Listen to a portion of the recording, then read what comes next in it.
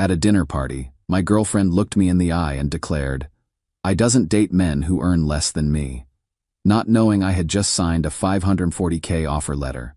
So I paid the entire bill, left my promotion contract on the table, and walked out before she even realized who she'd been dating.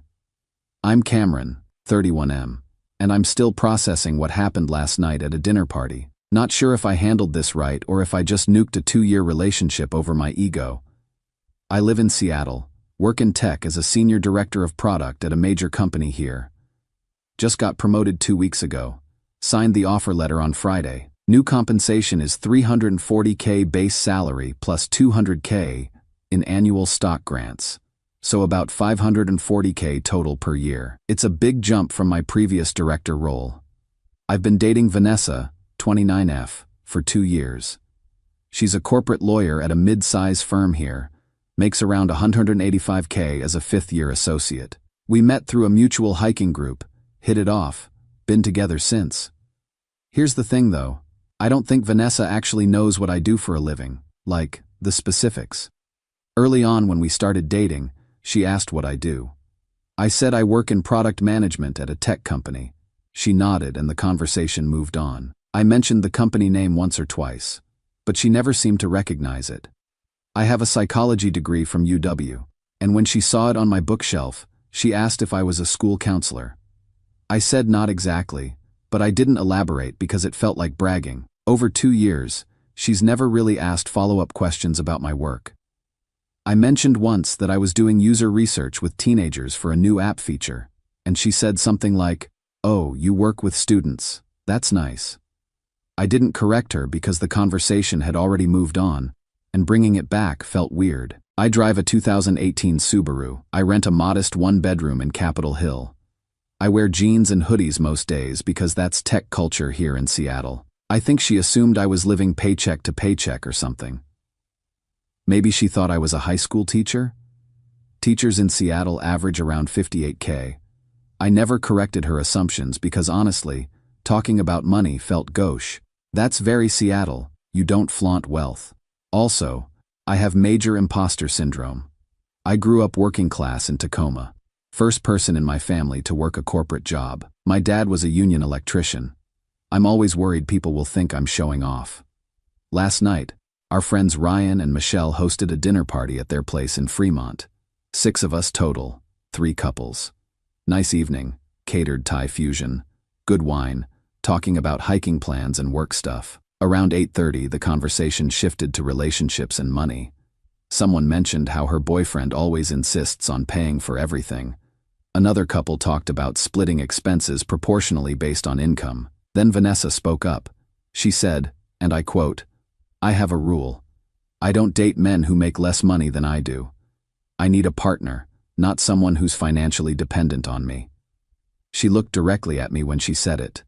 The table went silent. Like, awkward silent. I just sat there.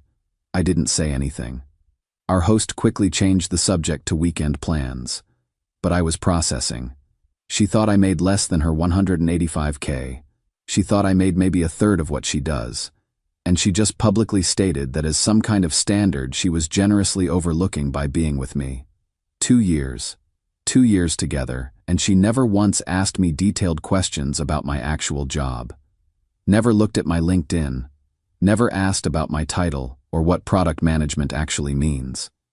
She constructed an entire narrative about my life and income and never verified it. The dinner wound down around 10 p.m.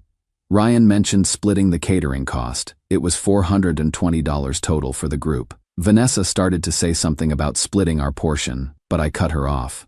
"I've got the whole bill," I said. I pulled out my Amex and paid the entire $420 plus a $100 tip. $520 total. Vanessa looked uncomfortable, but I waved off her protests. "It's fine. I wanted to treat everyone. The card I used was a black card. You need to make at least $250K annually to even qualify for one." As people were getting their coats to leave, I went to my jacket and pulled out a tri-folded document. I walked back to the dining table and placed it face up in the center, right next to the empty wine glasses. Then I headed for the door.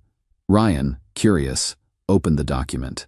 It was my offer letter from the promotion. Right there in the compensation section. $340,000 base salary, $200,000 annual stock grant. I heard Vanessa gasp. She grabbed the letter. I was at the door putting on my jacket. She called out, "Cam, is this real?" "Yep, accepted the offer on Friday. Start date is next month in the new role." "You never told me about this promotion. You never asked what I actually do for a living, Vanessa." I walked out, got in my Subaru and drove home while my phone started blowing up with her calls and texts. The messages ranged from "I didn't know, you never told me," to "that comment wasn't about you," to "you embarrassed me in front of our friends," to "please call me, we need to talk." I didn't respond. Around midnight I blocked her number. This morning I'm sitting here wondering if I'm the asshole. Yeah, she made a shitty comment. But was leaving that offer letter on the table and walking out too much? Did I publicly humiliate her to get back at her for publicly humiliating me? Part of me feels vindicated. Another part feels like maybe I should have just talked to her privately after. Reddit, did I overreact? Or did she show me exactly who she is? Update 1. So here's what's happened since Saturday night. Vanessa didn't stop with the blocked number. Sunday morning she started calling from different numbers, probably borrowed phones from friends. I let them all go to voicemail. Monday morning she showed up at my apartment building. I saw her name on the buzzer screen and didn't let her in. She waited outside for about 20 minutes then left. The voicemails are a lot. She's crying, saying I humiliated her publicly, that what I did was cruel and calculated, that I deliberately hid my income for 2 years as some kind of test of her character, that she deserves a chance to explain. But here's the thing, she's also been talking to our mutual friends. And her version of events is very different from reality. According to her story, relayed to me by multiple people now, I deliberately concealed my income to test her. I lied about being a teacher. I let her believe I was struggling financially for 2 entire years, then ambushed her at a dinner party to make her look bad. She's positioning herself as the victim of my manipulation. Our friend group is legitimately splitting over this. Some people are buying her narrative. They're saying even if she was wrong about my income, the way I revealed it was unnecessarily cruel and designed to embarrass her. Others are pointing out that she made a pretty terrible comment in the first place, and that I never actually lied. She just never asked. David, a former co-worker of mine who was at the dinner, has been going to bat for me. He's pointed out to multiple people that I never once lied about my job, that Vanessa simply never asked detailed questions in 2 years, that my entire career is publicly visible on LinkedIn if she'd ever bothered to look. Ryan and Michelle, the hosts, are trying to stay neutral, but I can tell they're uncomfortable. Michelle texted me saying she feels awful that their dinner party turned into this. I've been doing a lot of thinking about the past 2 years, replaying conversations, and honestly, the signs were all there that she had no idea what I actually do. Early dates. I told her I work in product management. She said, "Oh, like products in stores?" I said not exactly, but she'd already moved on to talking about her law school experiences. I didn't push it. She's seen my psychology degree. She asked if I was a school counselor.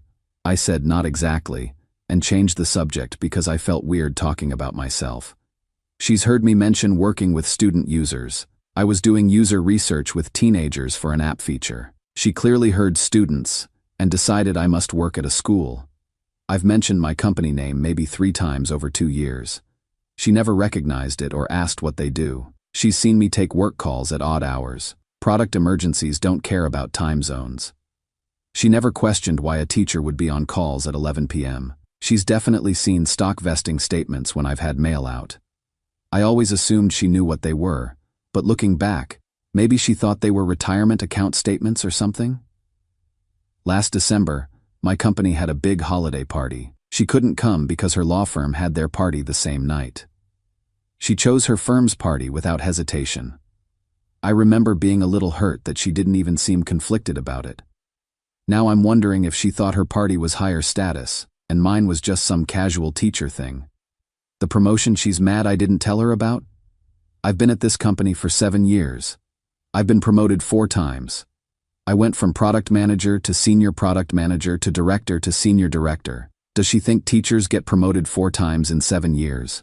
Here's what really gets me. I've paid for nice dinners without hesitation. I paid for a weekend trip to Vancouver last spring. I bought her a $400 handbag for her birthday last year. I rent in Capitol Hill, which is expensive as hell, $2,200 a month for a one-bedroom. I own my car outright. At no point did she think, maybe I should verify my assumptions about his finances. I think she convinced herself I was stretching my budget to impress her, that I was living paycheck to paycheck but putting on a good front. And she felt generous for staying with someone she thought earned so much less. That comment at dinner wasn't just stating a preference. It was her asserting the financial superiority she imagined she had over me. Someone in the comments on my last post asked if I'm sure she actually thought I was a teacher. I pulled up our text history. Last March, she texted me about her school loans being done in 3 more years, then added, "At least I'll be done before retirement. Unlike teachers, LOL." She thought I was a teacher. She 100% thought that. And you know what? If she'd asked me directly at any point, "What exactly do you do? What's your title? What does product management mean?" I would have told her, gladly. But she never asked. The friend who was at dinner, Sophie, one of Vanessa's law school friends, reached out to me yesterday. She said that after I left, the table had a long discussion about what happened. Vanessa apparently tried to argue that I'd lied to her for 2 years. Sophie said she pointed out that Vanessa never asked me basic questions about my career, that it's on her LinkedIn profile, that I never claimed to be a teacher. Sophie said Vanessa got defensive and called an Uber. On the ride home, she called Sophie crying. Sophie told her the comment she made was cruel, and that she embarrassed me before I ever did anything to her. I don't know, man. I'm angry. I'm hurt. But I'm also questioning myself. Should I have corrected her assumptions earlier? Did my modesty and discomfort with talking about money set this whole thing up to fail? My mom called me yesterday after I told her what happened. She said something that hit hard. "That girl spent 2 years with you and never got curious enough to ask what you actually do all day. That's not love, honey. That's convenience." Update 2. Phone's been charging at my desk all day, so I finally have time to write this update. A lot has happened. First, the dinner party aftermath. Ryan finally told me what went down after I left. I asked him not to tell me initially because I was trying to move on, but curiosity got the better of me.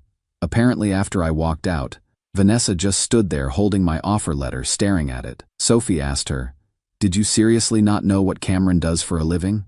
Vanessa tried to explain that I told her I work with products, and she thought that meant retail. That I mentioned students, so she assumed teaching. David, my former co-worker who was there, said, "Vanessa, he's been a director for over 2 years. It's on his public LinkedIn profile. The promotion to senior director was announced internally last month." She apparently said she doesn't use LinkedIn much, thought it was just for job searching. Michelle asked her, "In 2 years, you never once looked at his LinkedIn?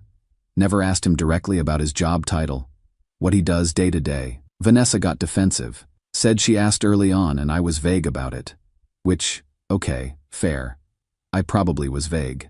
But she never followed up, not once in 2 years. Ryan explained that working with students in tech means user research, studying how teenagers use apps. Vanessa apparently looked embarrassed. Then Sophie, her own friend, said something that made Vanessa leave. Sophie told her, "Van, that comment you made wasn't just stating your standards. You were putting Cameron down publicly. You were saying he was financially beneath you while he sat right there. And you were completely wrong." Vanessa tried to argue that I'd lied by omission for 2 years, that I let her believe something false. Michelle apparently said, "There's a difference between being modest and someone making assumptions. He never claimed to be a teacher. You heard fragments and built a story and never verified it." Vanessa called an Uber and left. Sophie told me she called crying on the way home, saying I'd publicly humiliated her. Sophie pointed out that Vanessa humiliated me first. I just had the receipts to back up my response. The friend group has basically fractured. A few people think I was justified. A few think we both handled it badly. A couple think I was deliberately cruel. I don't really care anymore, honestly. Here's the wild part. Vanessa is engaged. I found out through Instagram 3 days ago. She started dating some finance guy she met at her gym. I don't know exact timeline, But based on her posts, they went on their first date maybe a week after our dinner party incident. 4 weeks later, right before Christmas, he proposed. She posted a photo of the ring with a caption about finally finding a partner who matches my ambition and success. The ring is massive. The guy drives a Porsche. His Instagram is full of gym selfies and photos of his car and watch collection. Sophie texted me when she saw the announcement. She said, "She's saving face. She can't admit she made a mistake with you, so she's pretending she traded up." I don't think Vanessa is happy. I think she's embarrassed and trying to prove something. But that's not my problem anymore. I've been in therapy the past few weeks. My company has great mental health benefits, so I started seeing a counselor. We've been talking about why I stayed with someone who didn't ask about my life, why I was so uncomfortable sharing my success that I hid behind vague answers. My therapist asked me a tough question. If someone doesn't ask you about your work for 2 years, what does that tell you about their interest in you as a person? It tells me they're not that interested. Vanessa was in love with the idea of being generous by dating someone less successful. She liked feeling superior. When that illusion shattered, she couldn't handle it. The guy she's marrying now is everything she claimed to want: high income, flashy, ambitious, talks about money constantly. I genuinely hope it works out for her, but I suspect within 6 months, she'll realize that flashy isn't the same as substance. I went home to Tacoma for Christmas. Told my parents the whole story over dinner. My dad, the retired electrician, said something perfect. "You don't need someone who looks down on where you came from." My mom added, "And you definitely don't need someone who doesn't ask you questions." They're right. I'm doing okay. Work is busy with the new senior director role, onboarding new team members, planning Q1 strategy, 3 product launches coming up. Keeping busy helps. I don't miss Vanessa. I miss the idea of having a partner, but I don't miss her specifically. That probably tells me everything I need to know. Someone in my last post asked if I have regrets. Only one. I regret not noticing sooner that she didn't care enough to ask. Final update. Professionally, things are great. My senior director role has been successful. Led 3 major product launches in 2025. My team grew from 30 to 45 people. 2 weeks ago, I got promoted again to VP of Product. New compensation is $425K base plus $350K in stock, so about $775K total. The company's growing fast, and the stock value keeps increasing. I'm thriving in the expanded role. Still have imposter syndrome sometimes, but therapy helped a lot with that. Speaking of therapy, I did 6 months of weekly sessions. Now I'm on bi-weekly maintenance. Major insight was that I wasn't being modest about my success. I was hiding it because I was afraid people only wanted me for my money. By hiding it, I prevented any genuine connection. I've learned to find a healthier middle ground between bragging and being invisible. About Vanessa, she got married to Trent, the finance guy, in May. Courthouse wedding, moved really fast. From what I hear through the grapevine, Sophie still occasionally updates me. The marriage isn't going well. Apparently he's everything Vanessa claimed to want. High income, ambitious, flashy. But the reality is he's self-absorbed, works constantly, treats her more like an accessory than a partner.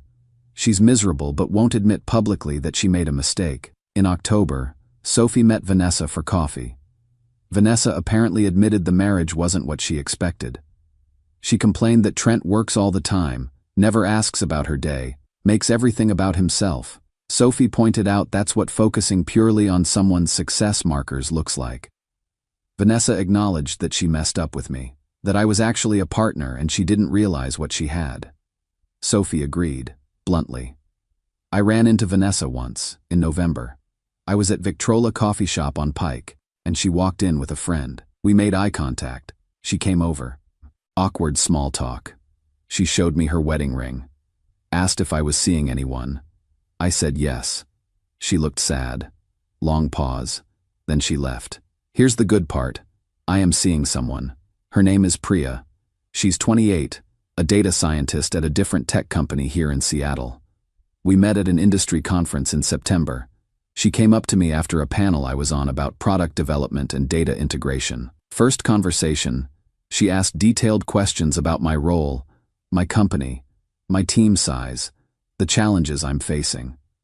She was genuinely interested in my answers. We talked for 30 minutes about methodology and frameworks. We exchanged contact info professionally. A week later, I asked her out for coffee. We talked for 3 hours. She told me about her work in machine learning for healthcare applications. I explained my product philosophy. She asked thoughtful questions that Vanessa never asked in 2 entire years. Second date was at a nice restaurant. She offered to split the bill. I said I'd get it. She insisted she'd get the next one. She followed through on that. Fourth date, we were walking around Green Lake after dinner. She asked if she could bring up a potentially awkward topic. I said sure. She told me she'd seen my LinkedIn profile, saw I was a senior director at a major company, really impressive career trajectory. Asked if the income difference bothered me, since she makes about $180K, and I make significantly more. I actually laughed. Told her I appreciated someone asking instead of assuming. She said salary was irrelevant to her. She cares about whether someone is interesting and kind. That directness was so refreshing after years of assumptions and silence. We've been together officially since October. 6 months now. Taking it at a measured pace, no rush. She met my parents over Christmas. They love her, especially appreciate that she asks questions and listens to the answers. I met her parents in January. They're first-generation immigrants who value education and character over status. The difference between Priya and Vanessa is night and day. Priya celebrates my professional wins enthusiastically. She shares her struggles openly and asks for support when she needs it. She insists on proportional cost sharing for dates despite the income gap. She doesn't care what car I drive or where I live or what I wear. She values curiosity, kindness, and growth mindset. In December, my company had its holiday party, the same event Vanessa skipped 2 years ago because her firm's party was the same night. I brought Priya as my date. She met my team, my executives, engaged intelligently with everyone. The CEO's wife later told me she really liked Priya. After the party, Priya said, "I'm glad I got to see how much your team respects you. That means everything about what kind of leader you are." Vanessa never would have said that. Vanessa never asked to attend a work event. Vanessa never asked about my team or my leadership or what I actually do all day. Sophie texted me last week after seeing Priya's photo on my Instagram. Said she looks great and seems really genuine. Mentioned that Vanessa still occasionally asks about me. I told Sophie I hope Vanessa finds happiness. But I've found mine. Sophie said I'm showing more grace than Vanessa deserves. I said everyone deserves grace. Not everyone deserves a second chance.